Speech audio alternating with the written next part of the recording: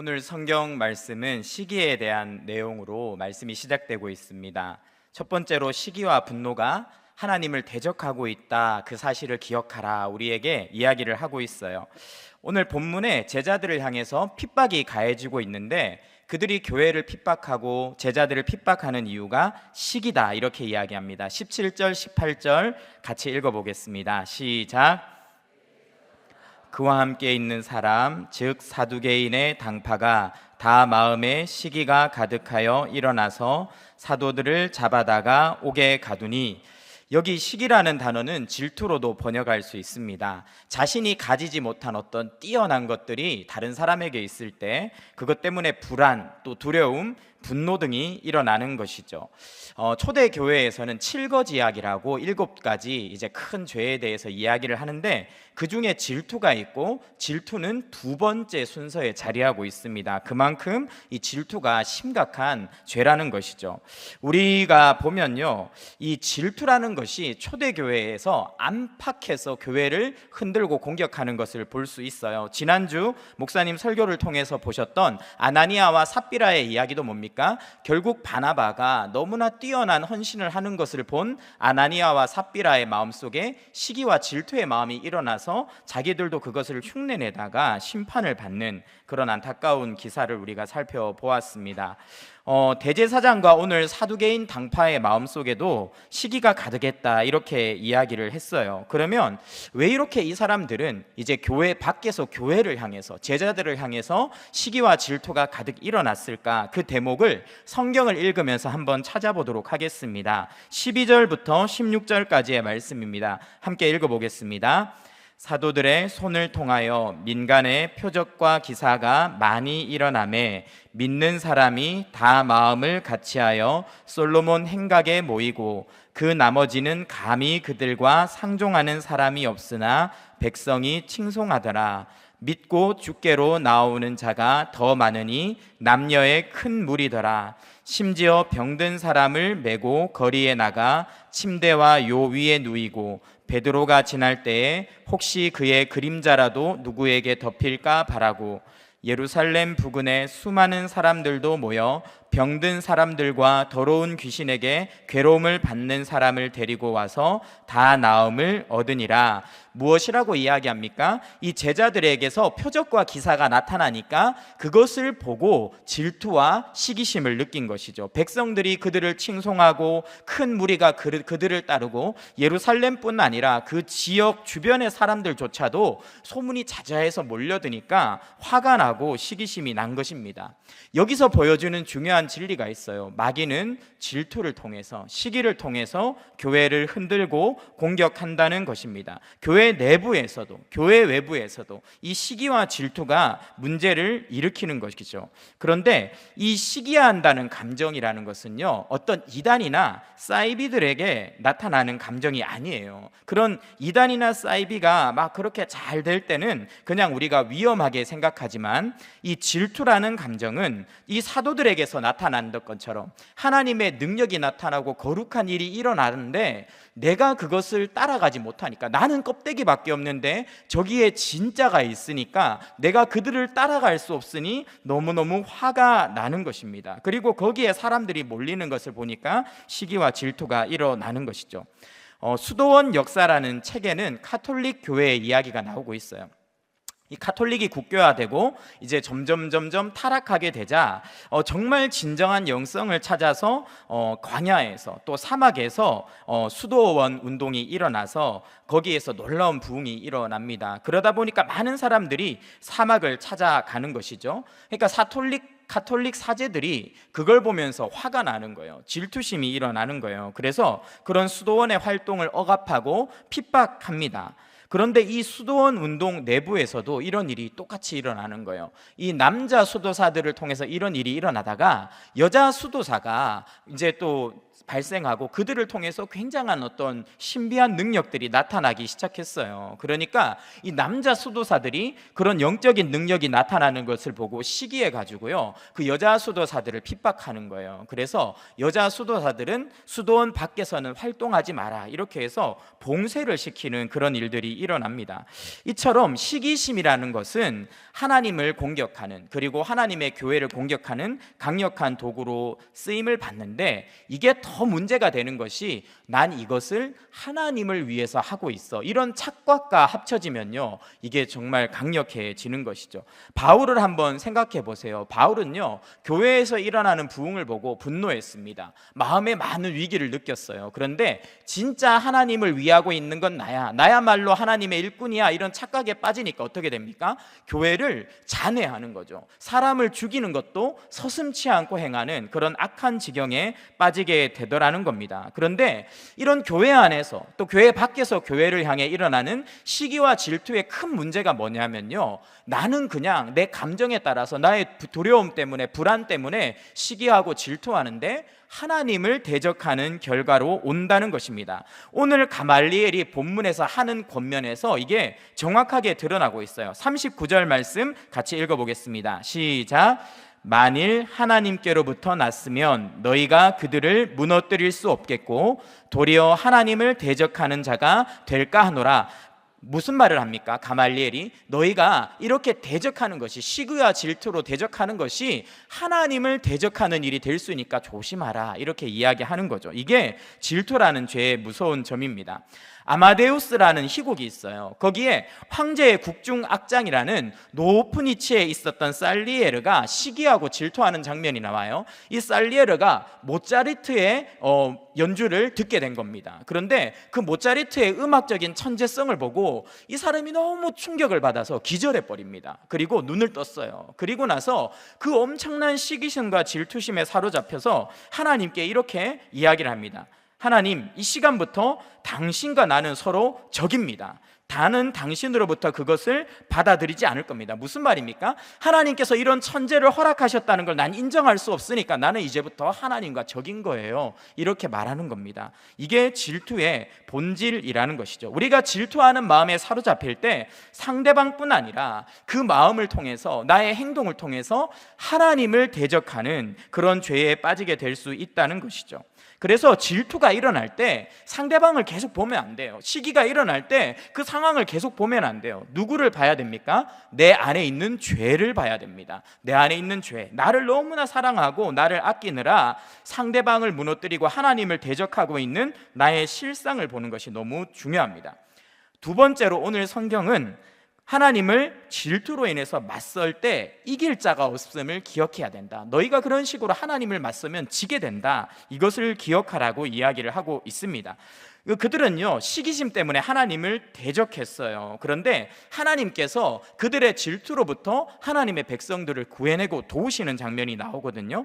첫 번째로 천사를 보내셔서 그들의 시기 질투 때문에 감옥에 갇히게 된 하나님의 사도들을 꺼내십니다. 제자들을 꺼내십니다. 19절 말씀 같이 읽어보겠습니다. 19절부터 21절입니다. 시작. 주의 사자가 밤에 옥문을 열고 끌어내어 이르되 가서 성전에 서서 이 생명의 말씀을 다 백성에게 말하라 하매 그들이 듣고 새벽에 성전에 들어가서 가르치더니, 여기까지요. 이들은요, 산헤드린 공회를 소집했어요. 그리고 제자들을 잡아오라고 했습니다. 이제 신문을 하려고 하는 거죠. 그런데 가보니까 제자들이 없는 거예요. 23절입니다. 이르되 우리가 보니 옥은 든든하게 잠기고 지키는 사람들이 문에 서 있으니 문을 열고 본즉 그 안에는 한 사람도 없더이다. 무슨 말입니까? 옥문도 분명히 잠겨 있고 아무도 없는데 거기에 지키고 있는 군사들이 그대로 있는데 속에 사람이 없더라는 거예요. 성경은 천사가 그들 몰래 옥문을 열고 사도들을 데리고 나갔다. 그런데 천사들이 매너가 참 좋아요. 그냥 나간 게 아니라 문도 잘 닫아놓고 다시 잠궈놓고 나간 거예요. 그러니까 이게 없어졌다고는 생각도 못하고 있다가 문을 열어보니까 아무도 없는 거죠. 이런 일을 한번 당하고 나니까 나중에 베드로를 또 잡잖아요. 그때는요, 경비 인력을 훨씬 많이 늘려요. 4명씩 4팀, 총 16명이 감옥을 지키게 하는데 그때도 천사들이 가서 베드로를 그냥 꺼내옵니다. 이런 장면이 나오는 것이죠. 무슨 이야기를 하고 있는 겁니까? 하나님의 백성들이 이런 공격을 받게 되더라도 결코 시기와 질투로는 이길 수 없는 것이 천사가 돕는다는 겁니다. 이 천사가 어떤 존재입니까? 예수님이 십자가를 지실 때 내가 12영이나 되는 12군대나 되는 천사를 부를 수 없을 줄 아냐. 그 모든 위기, 로마 제국의 군대로부터 구할 수 있는 강력한 군대를 이야기했는데 이제 그 천사들이요, 하나님의 백성이 공격당할 때 돕기 시작하는 것이죠. 누구도 막을 수 없는 도움을 통해서 건져내는 겁니다. 이 12영이 되는 천사를 하나님께서 우리를 돕는 자로 보내실 때 우리가 왜 이런 도움을 받느냐? 우리가 해야 될 일이 있기 때문이에요. 우리가 싸우는 싸움에 분명한 목적이 있기 때문입니다. 싸움과 힘의 방향이 있는데 그것이 바로 복음 증거입니다. 복음 증거. 우리에게 복음을 증거해야 될 사명이 있기 때문에 하나님을 우리를 도우셔서 공격으로부터 건지는 거죠. 25절 말씀 같이 읽어보겠습니다. 시작. 사람이 와서 알리되 보소서 옥에 가두었던 사람들이 성전에 서서 백성을 가르치더이다. 이 천사를 보내가지고요, 이들을 억압하는, 교회를 공격하는 군대들을 싹 잡아 죽여라. 하나님이 이렇게 한 게 아니라 하나님의 백성들을 구해낸 다음에 뭘 하게 했어요? 다시 세상에 나가서 복음을 전하게 한 거예요. 사실 이 천사가 문 활짝 열어놓고 가면 아무 지장이 없는데 문을 왜 닫고 갔을까요? 만약에 문을 열어놓고 갔으면요, 경비병들이 다 죽임을 당했을 거예요. 제대로 경비를 서지 않았다고. 기적이 일어났으니까 죽임을 면하는 것이죠. 그렇게 해서 배려하고 생명을 지키는 겁니다. 세심한 배려예요. 그리고 사도들도 보면요, 다시 자기들을 잡으러 왔을 때 그것을 거부하지 않고 순순히 따라갑니다. 26절 같이 읽어보겠습니다. 시작. 성전 맡은 자가 부하들과 같이 가서 그들을 잡아왔으나 강제로 못함은 백성들이 돌로 칠까 두려워함이더라. 사실 백성들 뒤에 숨을 수 있었어요. 저 사람들이 나 잡아가려고 하는데 여러분 가만히 있을 거예요? 하면 이 지지하는 백성들이 가만히 있지 않을 건데 아무 말 하지 않고 그냥 따라가는 겁니다. 왜요? 분란이 일어나지 않도록 하는 것이죠. 그리고 이 사람들과 싸워 이기는 것이 어떤 무력 충돌, 힘의 충돌에 있는 것이 아니라 복음을 전하는 것에 있다. 나는 이 생명의 말씀을 전해서 구원하는 것을 분명한 초점으로 가지고 살아간다 하는 방향이 있었기 때문에 구원 사역을 위해서 사도들이 집중하고 하나님도 그 길을 활짝 열어주는 겁니다. 성경이 우리에게 보여주는 것이 무엇입니까? 진짜 승리가 무엇인가 하는 거예요. 여러분, 진짜 승리가 뭐예요? 직장에서 나를 시기준투하고 공격하는 사람들이 있습니까?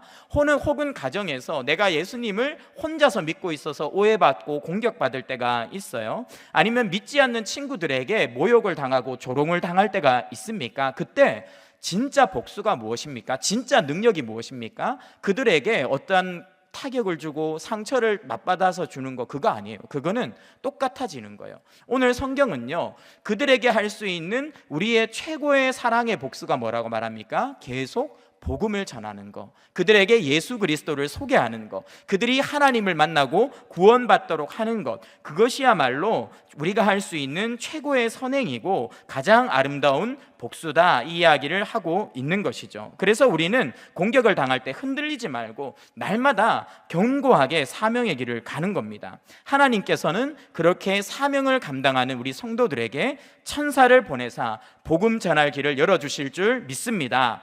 두 번째로 이렇게 나와 있어요. 공권력의 위협 속에서도 담대하게 하신다. 그래서 세상이 우리를 이길 수 없다, 이렇게 이야기합니다. 산헤드린 공회 앞에 제자들이 드디어 잡혀가서 섭니다. 27절 28절 그때 이렇게 이야기합니다. 읽어보겠습니다. 시작. 그들을 끌어다가 공회 앞에 세우니 대제사장이 물어 이르되 우리가 이 사람으로 사람을 가르치지 말라고 엄금하였으되 너희가 너희 가르침을 예루살렘에 가득하게 하니 이 사람의 피를 우리에게 돌리고자 함이로다. 제자들을 신문하기 시작했는데 두 개를 걸고 넘어집니다. 첫 번째, 야, 우리가 이전에 말했잖아. 너희가 우리가 명령한 걸 왜 따르지 않니? 왜 우리의 권위에 복종하지 않니? 이걸 첫 번째로 문제를 삼았고, 두 번째로 너희가 예수를 죽인 책임을 우리한테 돌려서 우리를 수치스럽고 불명예스럽게 하려고 하는 거다, 이렇게 이야기하면서 우리의 권위를 도전하고 있다, 이런 두 가지 경고를 강력하게 전하면서 신문을 하고 있습니다. 이들이 굉장히 화가 났어요. 자칫하면 예수님이 그랬던 것처럼 제자들도 죽을 수 있는 상황입니다. 그런데 이런 상황에서 제자들이 어떻게 이야기합니까? 29절 말씀 같이 읽어보겠습니다. 시작. 베드로와 사도들이 대답하여 이르되 사람보다 하나님께 순종하는 것이 마땅하니라. 무슨 이야기를 합니까? 그래, 너희가 나한테 명령한 거 맞아. 그런데 너희가 사람이 하는 명령보다 복음을 전하라는 이 하나님의 명령이 더 위에 있는 것이기 때문에 나는 더 크신 하나님의 법을 따를 거야. 마치 헌법이 모든 법들 중에서 최상위 법이기 때문에 그 아래에 있는 법들은 헌법을 존중하고 헌법 안에서 지켜져야 되는 것처럼 너희 말보다는 하나님의 명령이 우선이야, 이렇게 이야기를 하면서 단호하게 거절을 하는 것이죠. 그러면서 그들에게 오히려 역으로 다시 한번 복음을 전합니다. 30절 31절 읽어보겠습니다. 시작. 너희가 나무에 달아 죽인 예수를 우리 조상의 하나님이 살리시고 이스라엘에게 회개함과 죄사함을 주시려고 그를 오른손으로 높이사 임금과 구주로 삼으셨느니라. 무슨 이야기를 합니까? 너희가 예수님을 죽였다. 그런데 그 예수님을 하나님이 살리셨어. 그래서 그리스도도 왕으로 구주로 인정해 주셨어. 너희가 이걸 알아야 돼, 이렇게 이야기하는 거죠. 사실 이들이 예수님을 죽일 때 고발했던 제목이 바로 그거예요. 예수님이 임금이라고 한다, 자기가 유대인의 왕이라고 한다, 가이사 외에는 왕이 없는데 반역자다, 이렇게 말하고 죽인 거거든요. 그런데 너희는 그렇게 예수를 죽였지만 부활이 무엇이냐, 너희가 죽인 그 예수가 진짜 왕이라는 증거다, 이렇게 하면서 다시 한번 정확하게 그들에게 가장 아픈 부분을 건드리면서도 듣기 싫어하는 진실을 전하고 있는 것입니다. 그리고 회개하고 죄사함을 받으라고 이야기하면서 우리가 이 일의 증인이다, 이거는 확실한 사실이다 라고 이야기를 합니다. 32절 읽어보겠습니다. 시작. 우리는 이 일의 증인이요 하나님이 자기에게 순종하는 사람들에게 주신 성령도 그러하니라 하더라. 우리는 이 일을 받기 때문에 나를 죽여도 우리를 해치더라도 타협할 수가 없어, 이렇게 하면서 담대하게 복음 전파에 초점을 맞추고 있는 것입니다. 이 제자들의 용기는요 굉장히 담대한 거예요. 사실 겉으로 보이기에는요 이 기득권을 잡고 있는 종교 지도자들이 강해 보여요. 군대도 부리고 감옥에도 넣었다가 또 잡아와서 신문을 하고 때린다고 하고 죽인다고 하고 얼마나 강해 보입니까? 그런데 이들은 실제로 교회를 지금 두려워하고 있어요. 제자들이 전하는 복음을 두려워하고 있어요. 그러니까 화가 나고 질투하는 거거든요. 근데 하나님의 백성은 약해 보여요. 잡히면 잡혀가고 가두면 갇히고 죽이면 죽어야 되는 약자입니다. 그런데 오히려 제자들은 훨씬 담대하고 용감하고 강한 것이죠. 너희가 우리를 죽일 테면 죽여라. 너희는 우리의 육체를 죽일 수 있지만 우리의 영혼은 죽이지 못한다. 우리의 영혼을 죽일 수 있는 분은, 지옥에 멸할 수 있는 분은 하나님뿐이다. 그래서 우리는 하나님만 두려워한다. 이런 태도로 담대하게 말씀을 전하는 겁니다. 만약에 이들의 협박에 굴해가지고요 제자들의 목소리가 기어들어가고 태도가 쭈글쭈글해지고 대다들이 물러갔으면 어떻게 될까요? 그들이 전하는 메시지의 진실성이 의심을 받는 것이죠. 에이, 저거 봐, 저거 사람들의 생각일 뿐이야 라고 말할 텐데 아무리 협박하고 갖다 눌러도 눌리지가 않는 거예요. 더 담대하게 받다 그러면서 이야기를 하니까 그들의 메시지 자체가 이들을 흔드는 것입니다. 예수님도 생각해 보세요. 잡혀갔어요. 빌라도 앞에서, 헤롯 앞에서, 그리고 자신을 신문하고 뺨을 때리는 제사장들 앞에서 예수님이요 한순간도 흔들리지 않고 담대하게 내가 메시아다, 하나님의 아들이라고 외치는 겁니다. 그러니까 그들이 죽일 수밖에 없는 거예요. 너무 두렵기 때문에, 너무 겁이 나기 때문에. 두려워한다는 것은요 우리가 흔들리고 있다는 반증인데 그런 것이 제자들에게는 없었다는 것입니다. 그 모습은 오히려 상대방을 두렵게 만들었던 것이죠. 바울은요, 그렇게 우리가 담대하게 두려워하지 않는 것이 그들에게는 멸망, 그들이 심판받게 될 증거가 되고 우리는 구원받은 하나님의 백성이라는 증거가 된다고 이야기합니다. 빌립보서 1장 28절 말씀 같이 읽어보겠습니다. 시작. 무슨 일에든지 대적하는 자들 때문에 두려워하지 아니하는 이 일을 듣고자 함이라. 이것이 그들에게는 멸망의 증거요 너희에게는 구원의 증거니 이는 하나님께로부터 난 것이니라. 초대교회가 대박해를 당할 때 어땠습니까? 사자밥으로 경기장에 던졌어요. 산채로 사람들이 구경하는데 불태워 죽였습니다. 그리고 핍박했어요. 그러면 그들이 막 빌 줄 알았어요. 사자를 풀기 전에 살려주세요, 우리가 잘못했어요, 예수님 안 믿을게요, 이럴 줄 알았어요. 그런데 이들이요, 자기를 핍박하는 자들을 위해서 기도하는 거예요. 그리고 기도하고 찬송하고 감사하고 하나님을 우러러보면서 담대하게 죽는 겁니다. 그 모습을 지켜보는 원형 경기장에 몰렸던 사람들의 마음에 균열이 생기는 거예요. 뭐지? 저 사람들 뭐지? 저들이 지금 하는 메시지가 도대체 뭐길래 죽을 수가 있지? 사람들의 마음에 균열이 생기고 그들 안에 그것이 경고가 되는 겁니다. 하나님의 구원은 반드시 존재하고 심판이 있다, 너희들 회개해야 된다라는 그 메시지를 삶으로 보여주는 것이죠. 그래서 혹자는 이렇게 이야기합니다. 네로가 그리스도인들이 이렇게 담대하게 죽어가는 모습을 보면서 굉장히 큰 혼란에 빠져서 기절하고 정신병자가 되어 죽었다, 이런 이야기도 있어요.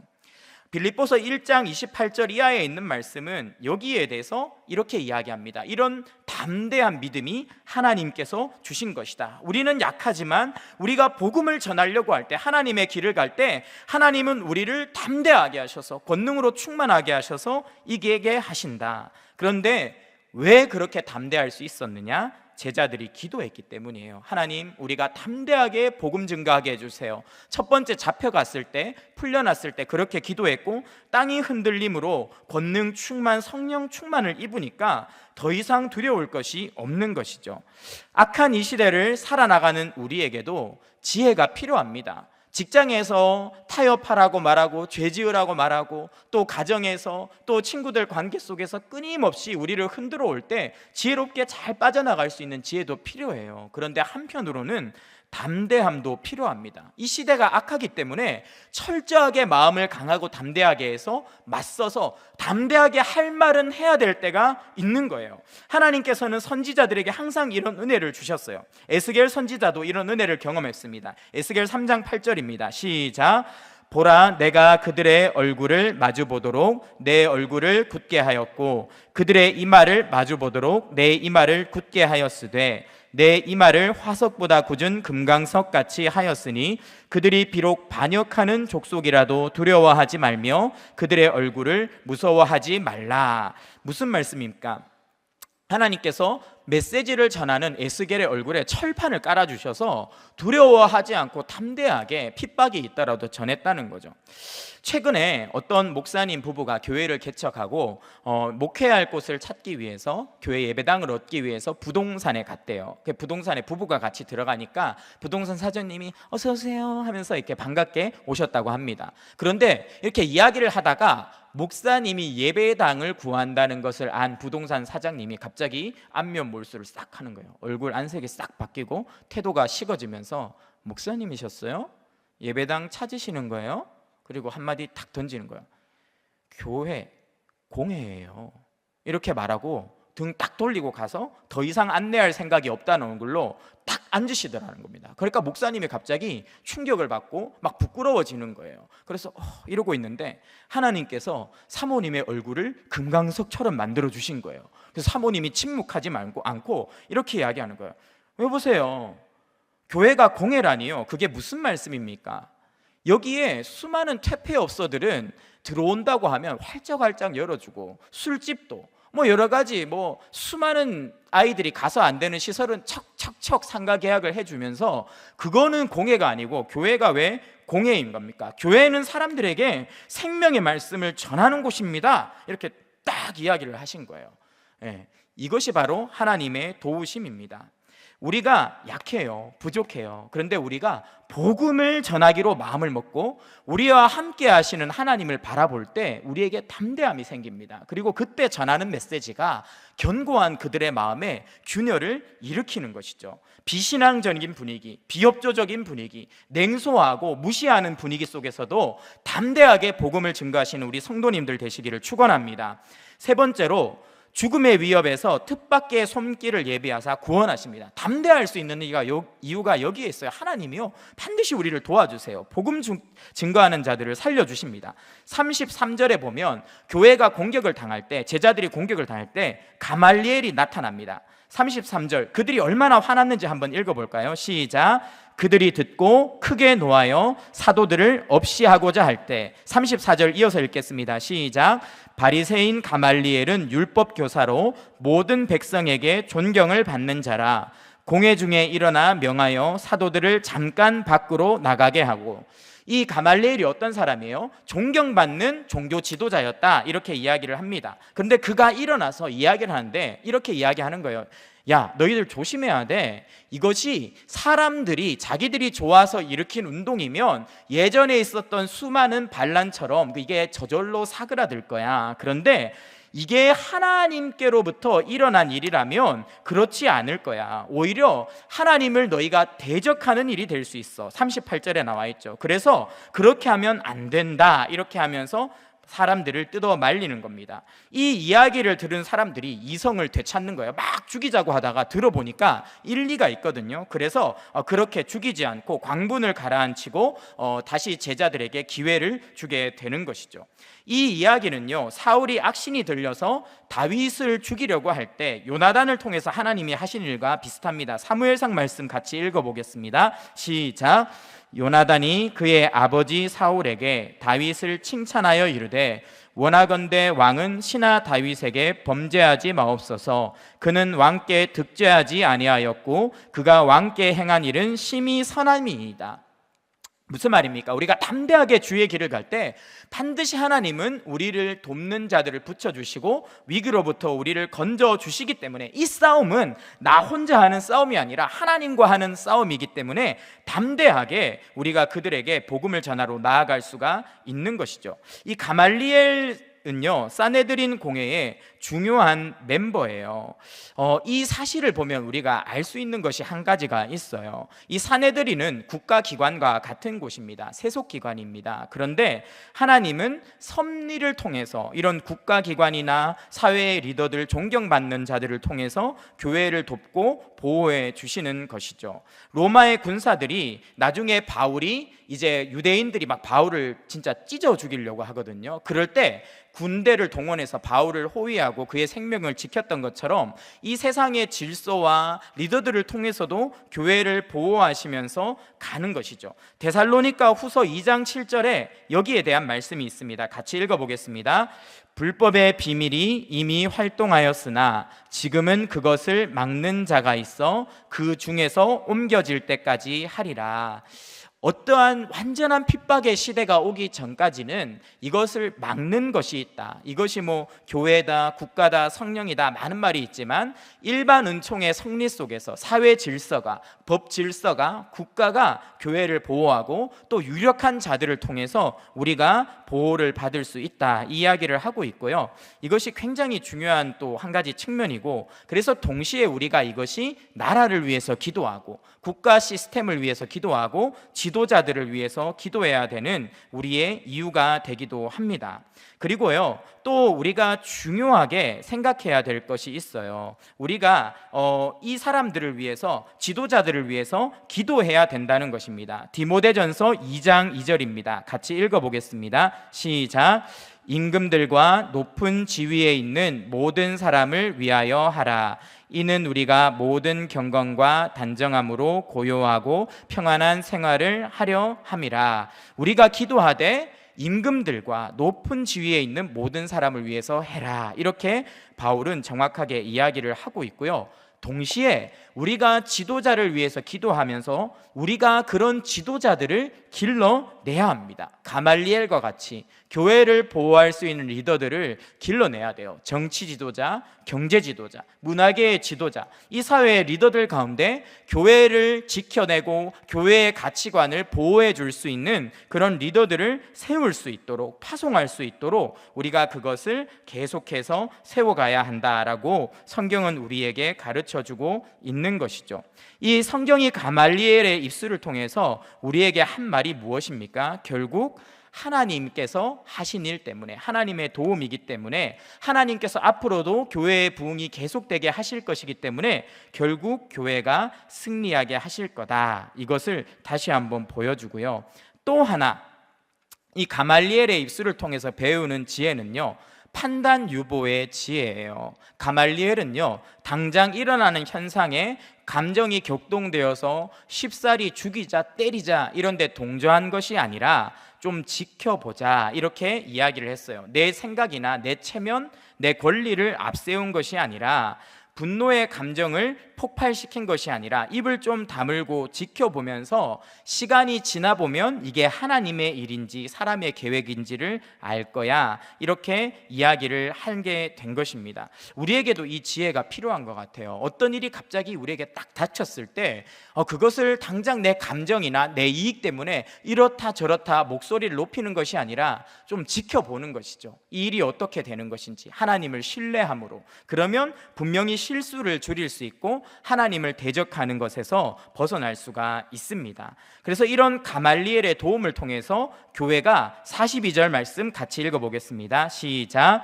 그들이 날마다 성전에 있든지 집에 있든지 예수는 그리스도라고 가르치고 전도하기를 그치지 아니하리라. 이것이 하나님의 승리입니다. 무엇입니까? 계속해서 교회가 복음을 전하는 초점을 놓치지 않고 복음 사역을 할 수 있었다라고 성경이 이야기하고 있습니다. 그리고 마지막 또 세 번째입니다. 그렇다면 오늘 본문을 통해서 우리가 알 수 있는 것이 무엇입니까?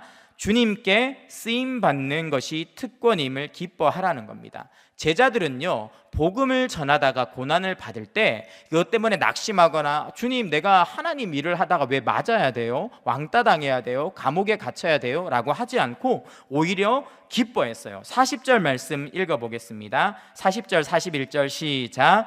그들이 옳게 여겨 사도들을 불러들여 채찍질하며 예수의 이름으로 말하는 것을 금하고 놓으니 사도들은 그 이름을 위하여 능욕받는 일에 합당한 자로 여기심을 기뻐하면서 공회 앞을 떠나니라. 얻어 터졌는데, 채찍에 맞았는데 오히려 기뻐하면서 공회 앞을 떠났다, 이렇게 나와 있습니다. 새번역 성경은 이렇게 이야기를 합니다. 공동 번역인데요, 사도들은 예수의 이름으로 말미암아 모욕을 당하게 된 것을 특권으로 생각하고 기뻐하면서 의회를 물러나왔다, 이렇게 이야기합니다. 이들은 이렇게 생각했다는 거예요. 예수의 이름 때문에 복음을 전하다가 신앙의 순종을 하다가 고난을 당하는 것은 아무나 당하는 게 아니야. 와, 내가 드디어 이렇게 하나님 앞에서 특별한 은혜를 누리는 사람이 됐어 하면서 기뻐하면서 떠났다는 겁니다. 여러분, 손흥민 선수 다 아시죠? 그리고 손흥민 선수를 대부분 좋아하실 것 같습니다. 근데 우리가요, 왜 손흥민 선수를 이렇게 좋아하고 이렇게 우리나라의 국가대표로 인정하냐 하면, 손흥민 선수는요, 국가대표 선수로 뛰어달라고 하면 거절하는 법이 없어요. 무조건 나와요. 그래서 모든 경기에 계속 투입이 돼서 피곤하고 때로는 막 다치고 막 타이거 마스크 이런 것도 막 했잖아요. 그런데도요, 계속 나와요. 막 이렇게 얼굴 막 이렇게 보호해 가면서도 뜁니다.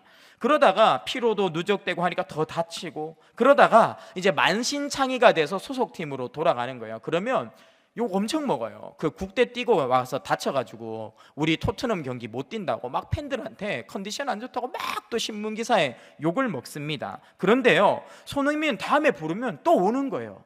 왜요? 나는 대한민국 대표이기 때문에 대한민국을 위해서 뛰겠습니다, 이렇게 말하니까 우리가 손흥민을 보면은 마음이 좋은 것이죠. 사도들이 그런 거예요. 내가 고난받는 것은 내가 어려움을 당하는 것이 아닙니다. 나는 하나님의 백성 선택받은 사도로서 특권을 누리고 있으니 하나님께 감사합니다.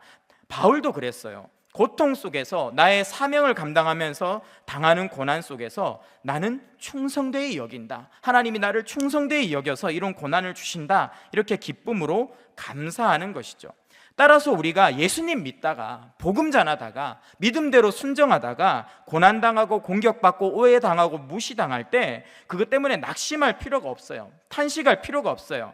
하나님께서 나에게 사명을 짊어주실 특권을 주심을 감사합니다. 제가 하나님 나라의 대표로서 이런 고난을 당해서 기쁩니다, 이렇게 말하는 순간 우리가 다 이제 영적인 손흥민이 되는 것입니다. 우리가 죄를 짓다가 모욕을 당하면 부끄럽고 수치스러운 게 맞아요. 하지만 주의 일을 하다가, 선한 일을 당하다가 욕을 먹고 손해를 보면요, 마음에 기쁨이 있는 것이죠. 방탕하게 살다가 몸이 아프면요, 후회스러워요. 그런데 주를 위해서 충성하다가 몸이 상하면요, 마음이 상하면요, 그 나라의 하나님의 천국의 소망이 우리 안에 차오르게 되는 것입니다. 내 야망으로 욕심과 고집을 부리다가 욕을 먹으면 부끄러워요. 그런데 주의 일을 하다가 그 짐을 지다가 비난을 당하면요, 주님 내 가까이에 계신다는 것을 체험하게 됩니다. 여러분, 교회 일을 하다가 다들 상처 많이 받으셨죠? 다락방에서 나눔하다가 누군가의 나눔이 그냥 나에게 상처가 될 때가 있어요. 부서에서 교사로 아이들을 섬기는데 아이들 때문에 상처를 받을 때가 있어요. 교회 안에서 열심히 해보려고 했는데 사람들의 눈빛 때문에, 반응 때문에 낙심하게 될 수 있습니다. 그래서 너무나 큰 상처를 받고 교회를 옮기신 분들이 여기에 계실 수도 있어요. 그러면 우리가 좀 방어적이 돼요. 내가 이번에 더 사랑의 교회에서는, 인원 많은 교회에서는 그냥 뒤에서 숨어 있어야지, 기둥 뒤에 앉아 있어야지, 그래서 다시는 상처받는 섬김의 자리로 안 가야지, 전도의 자리로 안 가야지, 이렇게 생각할 수 있어요. 그런데 그건 영적 손흥민의 자세가 아니에요. 손흥민은 다쳐도 마스크하고 뛰잖아요.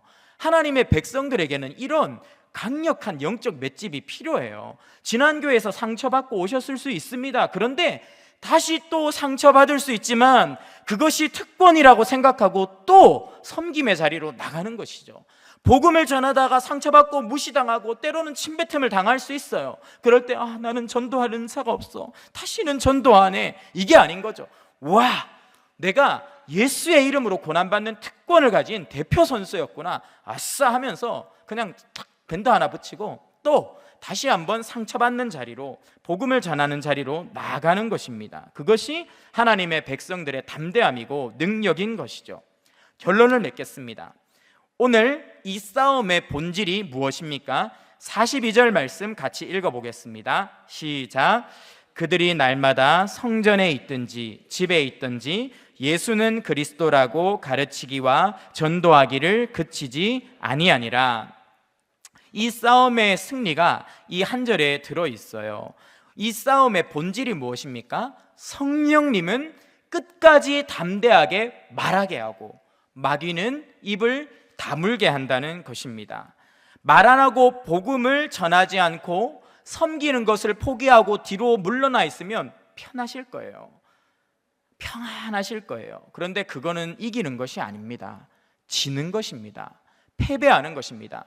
손흥민 선수처럼 상처를 받고 뛰는 것이 아니라 벤치를 지키고요, 쭈글쭈글해져서 앉아있는 것이에요. 하지만 아프고 힘들고 상처받고 고난받지만 다시 한번 말한다면, 선포한다면 우리는 이미 그 자체로 승리하고 있는 것입니다.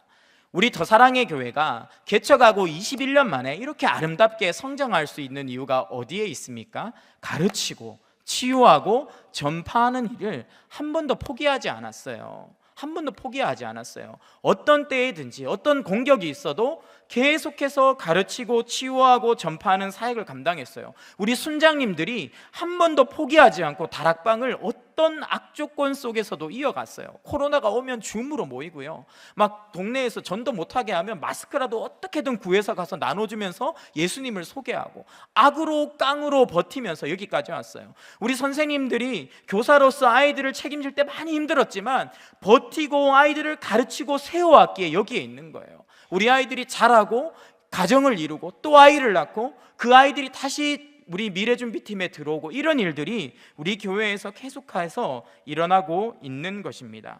우리 교회가 포기하지 않고 여기까지 걸어온 건 그것이 바로 진정한 승리입니다. 예수를 그리스도라고 가르치고 전파하는 일에 진보가 나타난다면 나는 당장 힘들어도 우리는 승리의 대우에 서 있는 것이죠. 그리고 이 모든 승리는 바로 기도의 응답입니다. 지난주에 우리 이노 목사님께서 엄청 강력한 도전을 주셨어요. 내가 이 일을 못하겠다고 하나님 앞에 울면서 기도하지 말고 이 일을 감당할 수 있도록 능력을 구하라 했어요. 그렇게 기도했기 때문에 정면 돌파하고 강하게 포기하지 않고 승리의 대우를 지켜갈 수가 있는 것입니다. 우리에게 성령의 권능을 부어달라고 담대하게 기도하기 원합니다.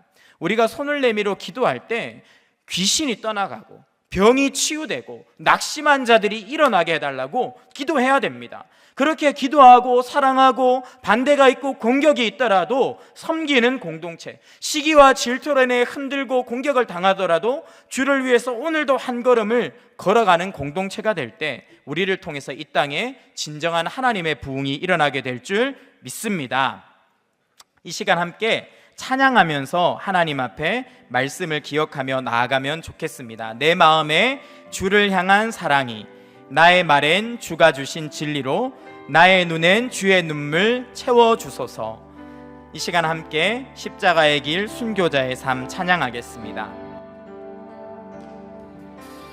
내 마음에 주를 향한 사랑이, 나의 말엔 주가 주신 진리로, 나의 말엔 주가 주신 진리로, 나의 눈에 주의 눈물 채워주소서. 나의 눈에 주의 눈물 채워주소서.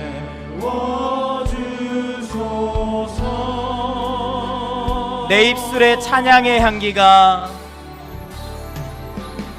내 입술엔 찬양의 향기가,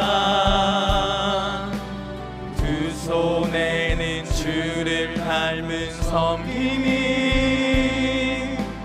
나의 삶에 주의 흔적 나게 하소서. 하나님의 사랑이 영원히 함께하리. 하나님의 사랑이 영원히 함께하리. 십자가의 길을 걷는 자에게, 순교자의 삶을 사는 이에게, 조롱하는 소리와 세상 유혹 속에도, 조롱하는 소리와 세상 유혹 속에도 주의 순결한 신부가 되리라. 내 생명 주님께, 그 하나님의 사랑이 영원히 함께하리. 하나님의 사랑이 영원히 함께하리. 십자가의 길을 걷는 자에게, 순교자의 삶을 사는 이에게, 두 손 들고 조롱하는 소리와, 조롱하는 소리와 세상 유혹 속에도 주의 순결한 신부가 되리라. 내 생명 주님께, 내 생명 주님께 드리리. 내 생명 주님께 드리리. 이 시간 함께 세 가지 기도 제목 한 목소리로 올려드리겠습니다. 우리 안에 있는 시기와 분노가 하나님을 대적할 수 있음을 깨닫고 나의 열심이 주를 대적하는 열심이 되지 않게 하소서. 아멘. 완고한 이 세상을 향해 복음을 담대히 증거할 용기를 주시고 복음을 전할 길을 열어주시며 하나님의 선한 도구로 쓰임받을 사람을 세워주사 하나님의 승리를 경험케 하소서. 아멘. 주님이 주신 사명을 특권으로 여기며 어떠한 굴욕과 비웃음 속에서도 기뻐하게 하소서. 끝까지 주를 위해 충성하고 충만한 능력을 주소서. 아멘. 이 시간 귀한 말씀 기억하며 함께 기도하겠습니다. 하나님 아버지, 우리가 주 앞에 나와 오늘 말씀을 통해 다시 한번